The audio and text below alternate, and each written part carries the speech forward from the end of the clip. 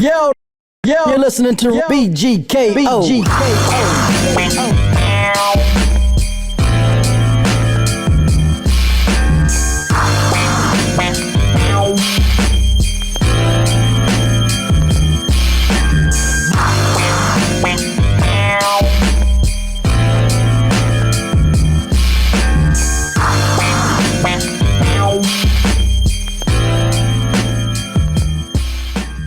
This is BG Knocc Out from BG Knocc Out TV. I'm here with my lovely cousin. What's happening? What's up, cousin? It's your girl, Lavish. What's happening? What's the deal, man? What's up, man? You know, I'm getting closer to my birthday. Oh, shit. Getting up there, huh?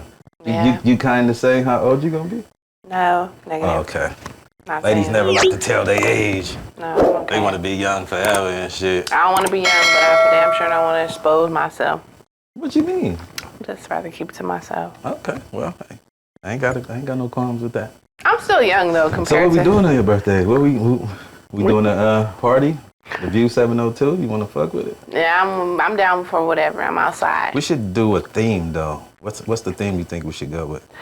I'm going to be very whimsical, very free. What whimsical mean? Free. That's what it mean? Yeah. I never knew that. It's going to be given free.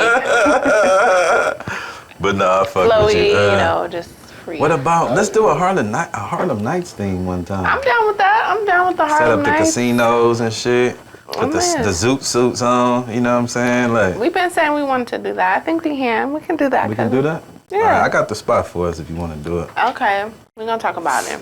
Yeah, but I was Definitely thinking, on the 24th, we're chilling, though. I'm in the pool all day. oh, where are we going to be? Palms. Palms? Mm-hmm. Just shake it down. I'm with it. Yep. Well, you know, I didn't really know where I wanted to go today, but I was thinking earlier about just getting into like how we grew up, like, Mm-hmm.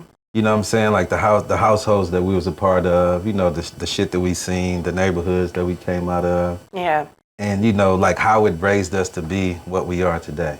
Okay. So, do you care to get into your life, like where you grew up at, what city it was? Definitely. What the neighborhood was, what were some of the people that was around, what's the shit that you seen when you was younger?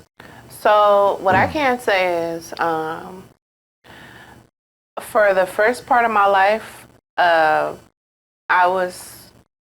my grandparents were millionaires. So I had maids and all of that. You know what I'm saying? I heard Until I about was this. 10. I didn't know, but I heard about it, yeah. Yeah, so I was actually like really spoiled, you know what I'm saying? Yeah.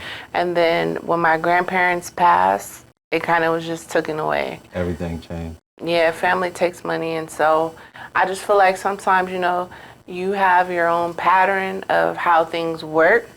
My mom, she was a free spirit, so she, you know what I'm saying, my mom really, not to put her business out there, but you know what I'm saying, a lot of people say like, oh, well, my parents are this or that, but nah, my mom really is that one, you know what I'm saying? And I'm not going to say too much, but what I will say is that based on what was taken from her, I think that she has still that thing to want to have nice things. So she had to do whatever she had to do to get it. Okay. And she went to jail for, you know, bank fraud and checks and all that. You know what I'm saying? And so she wasn't afraid to walk into the check cashing place with us and cash a whole bunch of checks. You know what I'm saying? We was able to go into Target or Walmart.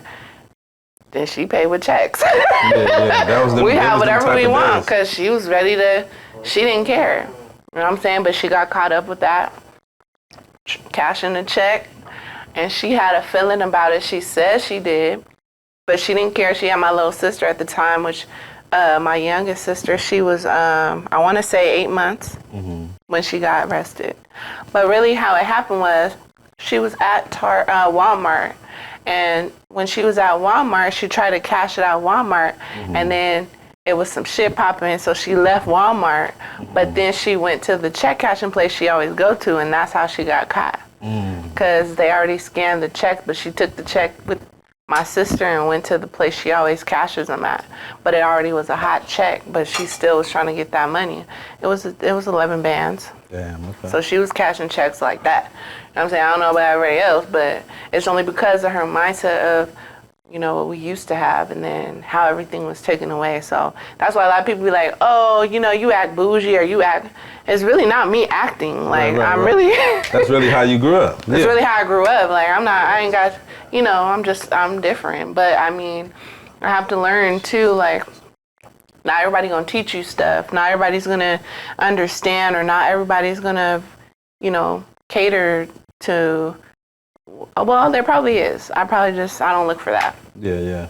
But how do you think it affected you growing up? Like, do you remember like the type of thoughts you used to have about going through these changes with your mom going to prison? You know what I'm saying? From going from having a maid to not having a maid, losing your grandparents who was well off.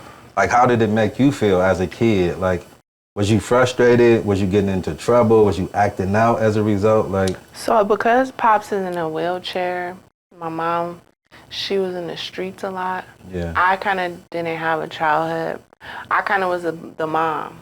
Okay. So I always took care of my siblings. So you had the responsibility. So I always was responsible. That's why I think I'm not really, a lot of people be like, oh, you know, you seem so serious all the time. And I think it's just because, like, you know, maybe that's why I don't have kids yet, because I raise everybody. So I should, you know. How do you feel about that? Do you think it's unfair that you didn't get a chance to have a childhood? Like, because, you know, some people, they grow up with resentment against the people who raised them because they feel like they lacked all these things when they was young. So, you know what I'm saying? Do you have any thoughts about something like that? You know what? I used to think like it was kind of fucked up, like, or messed up, excuse my French, but then everybody doesn't have a paraplegic dad, you know, that needs to go to hospital for months on end. Everybody didn't actually have a mom that really was out here, you know, doing things that she shouldn't have been doing. So I mean, I really guess I can't really feel no type of way, because it made me who I am today. It's like it is what it is. It is what it is, but I feel like it didn't make me want to go the other way, to be like, let me just get out here in these streets and just do whatever. You know, who cares that I look good, and because I was a stripper, you know what I'm saying? When I first moved to Vegas, I was a stripper for a little while, and then I told Pops, like, you know, it's really not for me, even though I could have made a lot of money. But it wasn't me, you know what I'm saying? I'm just not like that. So that's just something I didn't do fully, and I just became converted into like regular working. Yeah. How old were you when your mom went to prison? So when my mom went to prison, I was like 13. Okay. Yeah, my mom went to prison when I was 10. So it was this one fateful day. We was living in the Jordan Downs in Watts. Jordan Downs? Yeah, the Jordan Down projects where the Minister Is that the Society. jungles? No. Oh, okay. The jungle's in South Central. Jordan Downs is in between Watts and Compton and South Central. Okay. But where Minister Society was filmed, that movie. Oh, okay, yeah. So boom. One day my mom, her sister, my auntie Pam, and it was two older dudes from Grape Street that they was their boyfriends at the time. Yeah. They was at Real Rogers Park having a picnic, right? And I don't know if they was smoking, drinking, whatever they was doing, they was kicking it. And my auntie get into it with her dude, and they end up fighting, like having a physical fight. And so my mom trying to break it up. She couldn't really stop it, so she ended up telling my auntie, like, get in the car, let's go.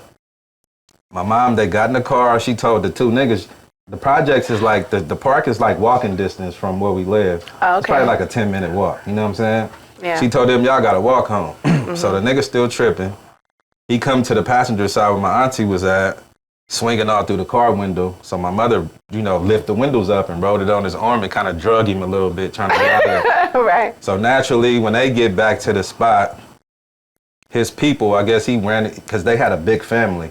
Okay. So they was like one of the biggest families on our side of the projects, where it was like generations of them, you know what I'm saying? A gang of people, a gang of brothers, cousins, and shit like that. Yeah. So we get back, all the women in their family, they turned up, Okay. They want to fight my mom and my auntie because of what this nigga then came and said. Yeah. So my mom, it's niggas selling dope out of our house at the time. Okay. And every time they leave, they would leave a gun in the house for my mother to protect us, because she just there with her kids. Yeah. So boom, by the time, we young, we running around the projects, we come outside, we see all the controversy, we like, what's going on? Now everybody coming outside. Now it's just a big ass thing. Yeah. So the ladies calling my mom out. They was like, man, we want to fight her. But it's like 20 of them. Oh, my mom was like, yeah, my mom was like 20. I was like, I'll fight you first. I'll fight you next. They was like, no, they want to jump her. Because they didn't want them hands, you exactly. feel me? So, and then one lady even offered to let them, she offered to take all her furniture out the living room and let them go in there and box it out, you know what I'm saying, one by one. They didn't want to do that. Yeah. So boom, my mama the whole time, I don't know, she got a little 25 pistol in her pocket. Okay. You know what I'm saying? So after all the shit going on, she's like, she came and got us. We little kids, right? So she grabbed us. She grabbed me and one of my brothers by the hand. The other two brothers had to walk, you know what I'm saying? She's like, come on, let's go home. They don't want to do nothing. Yeah. One of the ladies ran up and stole on my mom, like in the back, hit her in the back of the head, boom. Mm-hmm. And I just seen my mama just go for it. And then while she running for it, she digging in her pocket. She come out with the pistol. Boom, boom, boom, boom, boom, boom, That's boom, boom, right? I swear to God, I'm 10. How do you feel about that? I'm finna get to it. So we run in the house, boom. Now we hear the police sirens, all the shit. Ambulance coming, because she hit the lady like 3 or 4 times. She hit her? Right. Oh, wow. Ambulance come, police come, knock on the door. I remember we had a shotgun upstairs in the closet, and I knew where it was at. I ran up there, got it, pointed out the window. I'm just at the crowd, like, I'm 10 years old. Like I hope nobody try to run up and anyway, the police come, boom, knock on the door, cuff mom's up, take her to jail. Yeah. Now all my aunts and shit coming from Compton. Gotta come get us, spend the night, the watches and shit. So my mom went to jail for a couple of weeks. This one, Silver Brand was still open. Okay. So she in there, boom, and then she ended up getting bailed out. And then she fought the case from the street, but eventually she went and did 6 years in prison. Okay. So as a result of that, me and my little brothers, we had to move to Compton to my grandma's house. We get there, we have a tragedy. This is all in 1985. So about, I'm gonna say about 3 or 4 months after we living with my granny, one of my aunts came from, my auntie was living in Pomona, right? My grandmother, oldest child. She came down to come and get us. Like sometimes she would come get us on the weekend just to give my granny a break, because my granny and all her kids and their kids was all like in a 2-bedroom house. We in a house like 20, 30 deep. You know what I mean? Yeah. So my auntie would come get my mother's children sometimes just to take us away. So one time she came to get us. I'm somewhere in the hood with the homies, like at one of my friends' house, not knowing that she's here. You know what I'm saying? Yeah. And they left back home, and I ended up spending the night at my friend's house. Okay. So that night when they left, my auntie and them died in the fire. So my auntie and all of her kids, except one, passed away in the fire. My whole family thinking that I was in that house. Yeah. So when they get the news, they hearing about all the bodies in there, so they like, damn, he dead too. And they called him, my mother called her from prison because she got word.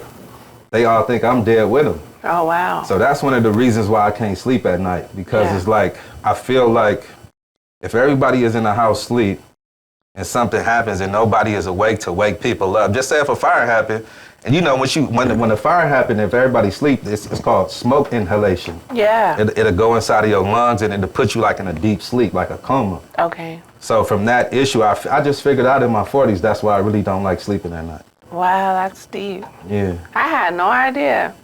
Well, cousin, you know, whenever you want to hang out, just call me, okay? Man, I'll be trying to get you to hang out all the time. You don't be fucking with me. Now I know your situation. I promise I'm going to come. But it's just like, I just brought that up to say, it's like, you never know what people been through. It's like people that look at people in the ghetto and just judge us off our behavior. They don't know where it comes from. They don't know. You ain't never seen your granny smoke crack. Right. Your grandmother, you know what I'm saying? The lady you supposed to be sitting on her lap eating candy, she got a pipe in her mouth, you know what I mean? Like, and still trying to play with you. Yeah, bro, it's like, I ended up like, later on in life, I ended up selling dope to I learned how to sell dope from my grandparents and my uncles. Okay. And I ended up being the supplier for them at one point in my life as well. Yeah, I know that hurts. Even though they was users, I used to sell it to them. Yeah. And then like, my uncles, like when I was a little kid, they used to put weed in my mouth. They used to pour drink down my throat. Then I started doing my little cousins the same way the older I got. You know what I'm saying? And then I remember when I went to prison, I wrote letters to everybody and I was just apologizing. Yeah. I was like, I'm sorry. They was like, what you talking about? I was like, bro, I was continuing the same cycle that happened to me. Yeah. And I just passed it down to y'all. You know what I mean? Because the money was easy to get. Yeah, it was like. Might as well get it from. You know, it's that trauma that we don't know how to process because we don't come from a life where you go to counseling. Yeah. You know what I'm saying? You see psychiatrists and different shit like that. Mm-hmm. And so a lot of times what we do is it come out of us in different ways. Yeah. And what we do is keep the cycle going. Yeah. You know what I mean? Yeah, I do. Yeah. And I think too, that's when you change your perspective of how you do things.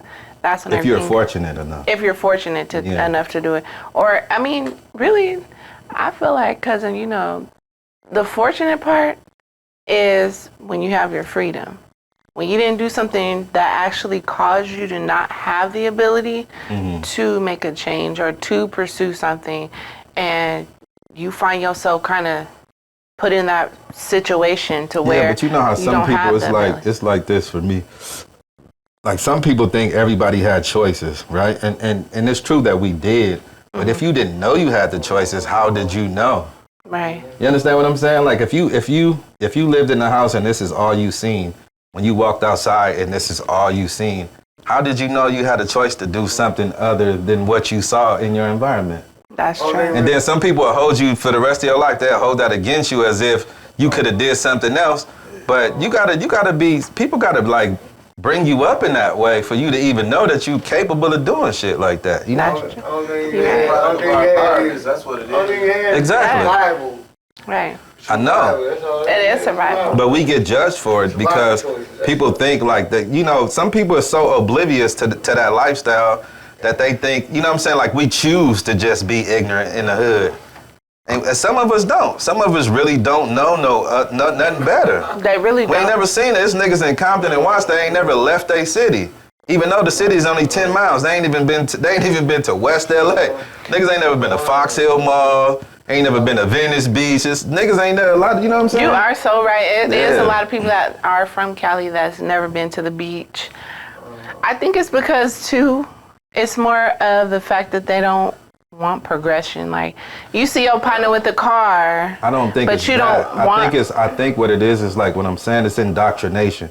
You can be indoctrinated to think and believe that what you're doing is normal for so long that it's just who you are. And if nothing drastic ever happens to you to where you have to change. You know what I'm saying? Some people don't never get pulled out that environment to where they can compare it to something else. I see what you mean. Because a lot of people think the whole world is like America, and it's just not like this. Because when I moved to Vegas, I ain't gonna hold it.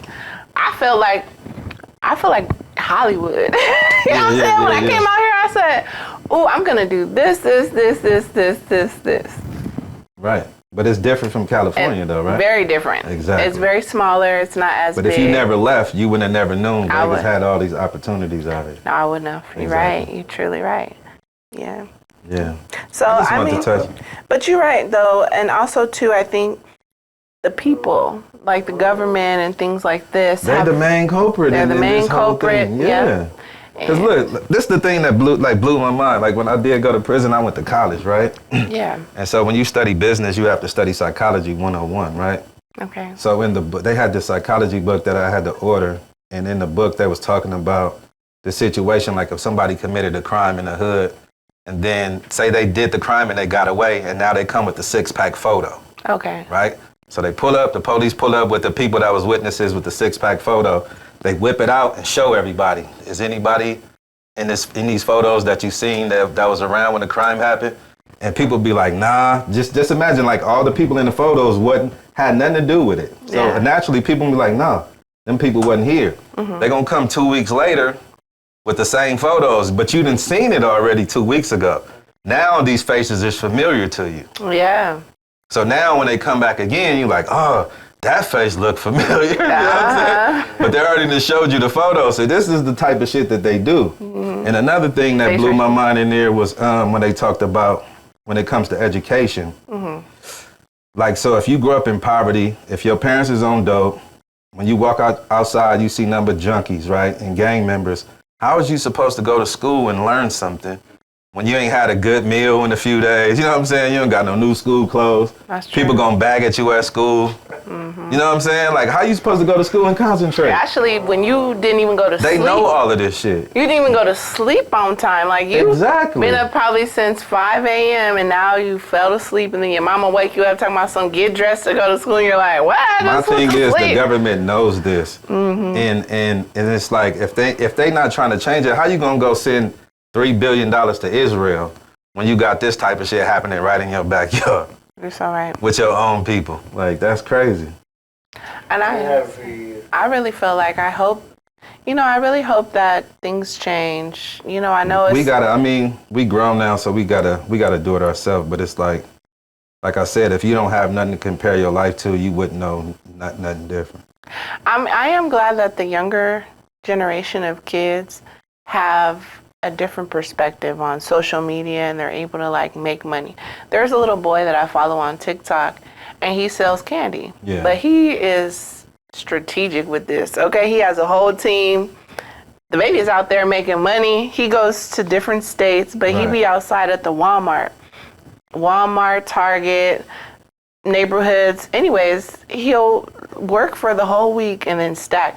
And he be having like wads like this. You feel me? He's showing it on TikTok. He shows it on TikTok. He ain't supposed to be doing that. But he goes to different cities. But it's just the fact that he has that mentality he said, if somebody say no to me, she gonna say yes. You know what I'm saying? But he got that from somebody though. It's a basketball. Okay, now I'm not trying to put this baby's game out there, but it's very smart. Basically, these kids, they're 18, 17, 18. They're about to graduate. They don't play sports. Right. But they come around here and they play sports. So now when I see these little babies outside at the store asking me for money and I be feeling bad, I'll be like, here's $20, here's $10. Now I give them niggas $1. Because I know damn well that you out here hustling. You got a gang of money. And you ain't playing no damn. I'm like, what school you play for? Yeah. Let me see your flyer. You know what I'm saying? But they get smart. Yeah. They know how to laminate it. They make it look professional. They put a whole bunch of, it's a bunch of hoopla on there. It's just basketball. I used to do the same thing. I used to pump gas at the gas station. And for real? Hell yeah, I used to be there from about 8 o'clock in the morning to 2 o'clock at night. That's a different one. About $60 at 10, 8, 9, 10 years old. I ain't gonna hold it. I've never heard nobody doing that. Yeah, that's some 80s shit. Pumping gas? Hell yeah. I don't really They used to run us away sometimes. Sometimes the attendant would come out and be like, get out of here. We'd be right back at that motherfucker. I didn't chase this a few times. Nigga be everything. Hell yeah. Yeah, but it's. I just wanted to touch on that though, just because I think it's like people don't really understand. Like when they see young people acting out, sagging, talking crazy, you don't know the environment these people come from before you judge them. You know what I mean? Yeah. So. Not only that too, it's also you got to understand that it's different now because now it's more of the fact of abuse going on. You know, it's been always around. Well, I know, but it's more dangerous because I feel like the abuse comes now from the children abusing themselves, because you now getting bullied at school, nobody cares, and now you want to abuse yourself, you know, and they have things that they're doing like bath salts. I mean, I don't know about if that was back in the day, but I mean, never heard of that.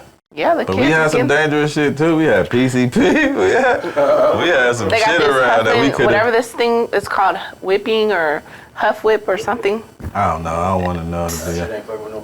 Hell no.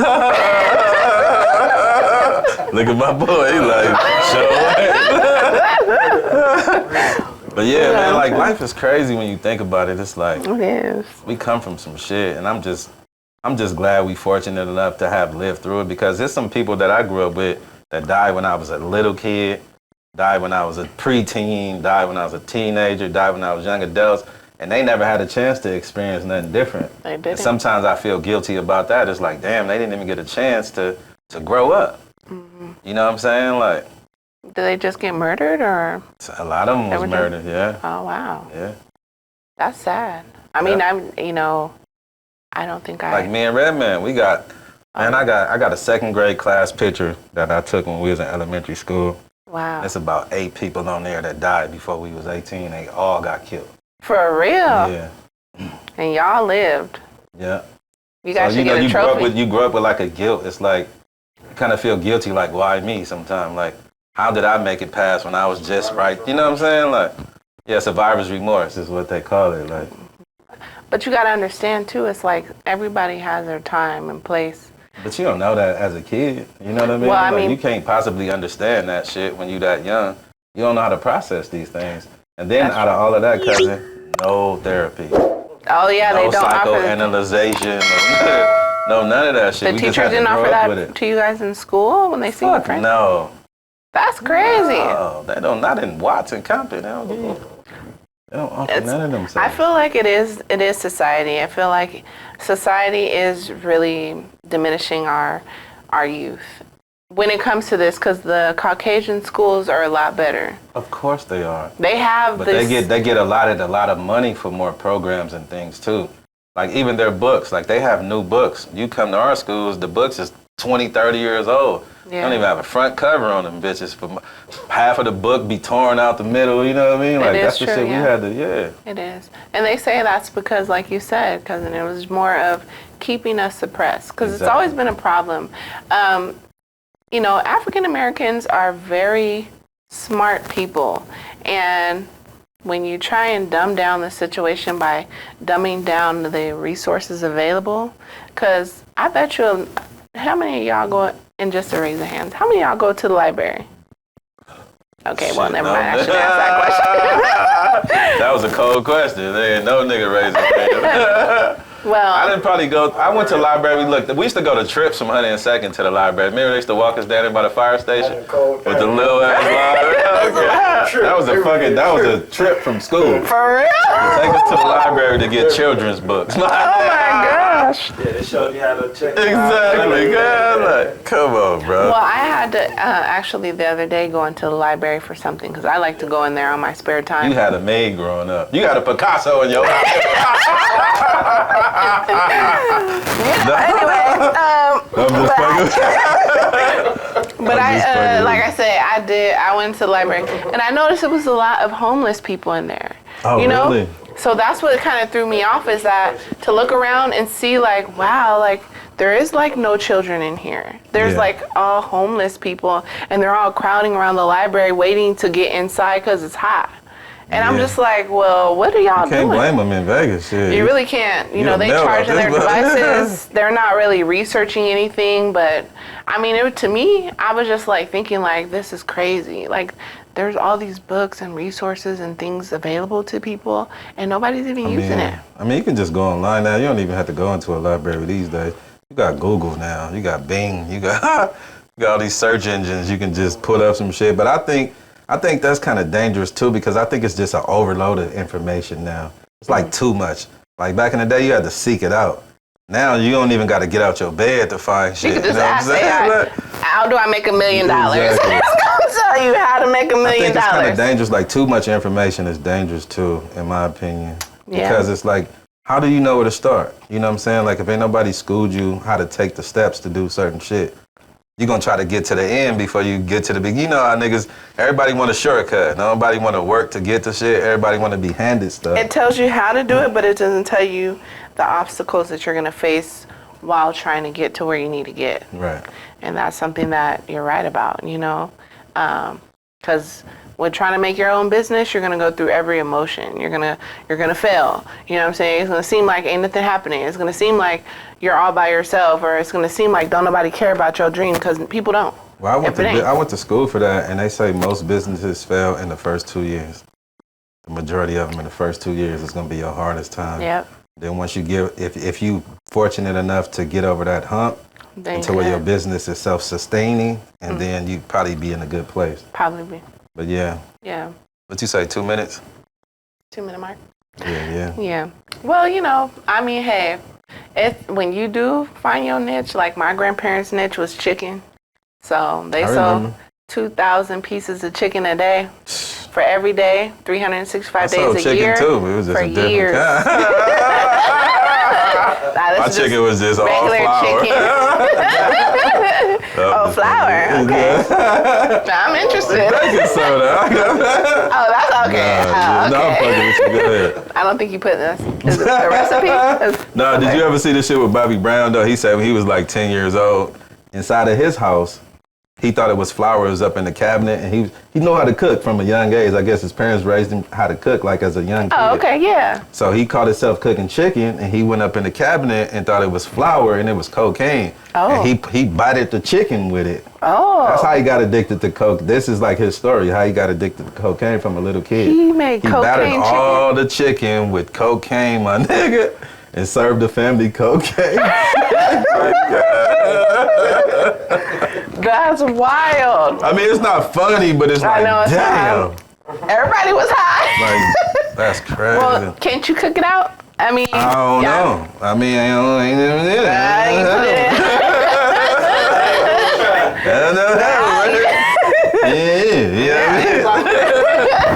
That's But a different type look, of chicken, for But sure. look, man, I like this kind. We gotta have these conversations more often. We do. I think so. I'm gonna it's say good. like every So, out of the month, probably the last week of the month on the Friday, we'll have these open conversations where we can really touch bases on some real shit. But look, this is BG Knocc Out from BG Knocc Out TV. this should get me lavish. And this is episode, I don't know, but this the West Coast. We'll catch y'all on the next one. Peace.